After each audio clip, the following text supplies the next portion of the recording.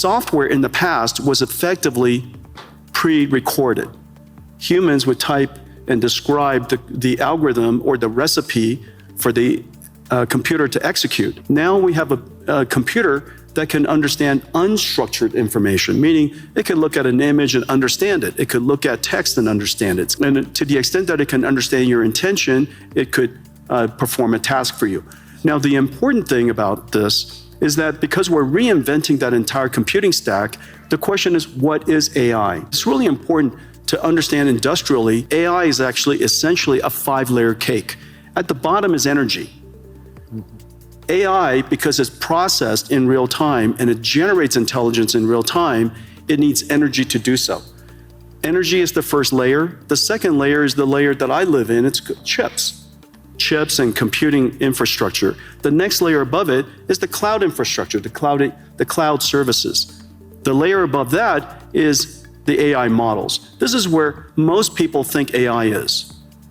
But don't forget that in order for those models to happen, you have to have all of the layers underneath it. But the most important layer, and this is the layer that's happening right now, the reason why last year was an incredible year, frankly, for AI, is that the AI models made so much progress that the layer above it, which is ultimately the layer that we all need to succeed, the application layer above that. This application layer could be in financial services, it could be in healthcare, it could be in manufacturing.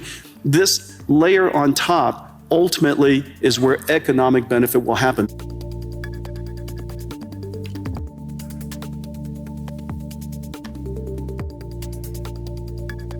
First of all, this is the largest infrastructure build out in human history. Yep. That's going to create a lot of jobs.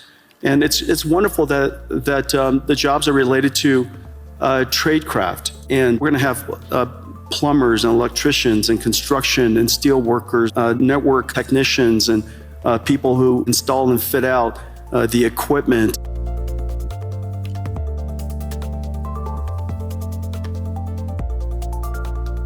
The reason for that is because a radiologist, their purpose of their job is to diagnose disease, to help patients diagnose disease. That's the purpose of their job. The task of the job includes studying scans.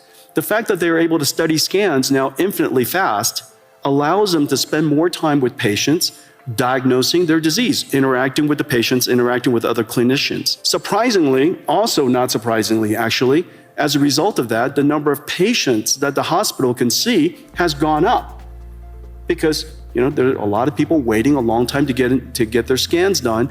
And so now, because the number of patients have gone up, the revenues of the hospital has gone up, they hire more radiologists. The question is, what is the purpose of your job? In the case of radiologists and nurses, is to care for people.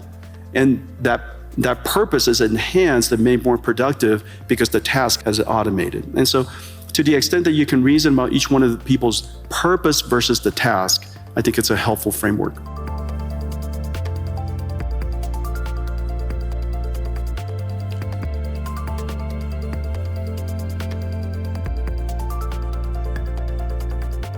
Whether it's somebody in a developing country or a student, it is very clear that it is essential to learn how to use AI, how to direct an AI, how to prompt an AI, how to manage an AI, how to guardrail the AI, evaluate the AI. These skills are no different than leading people, managing people, things that you and I do all the time. For many people who haven't had computer science degree, all of you can be programmers now. And so in the past, we had to learn how to program a computer. Now you program a computer by saying to the computer, how do I program you?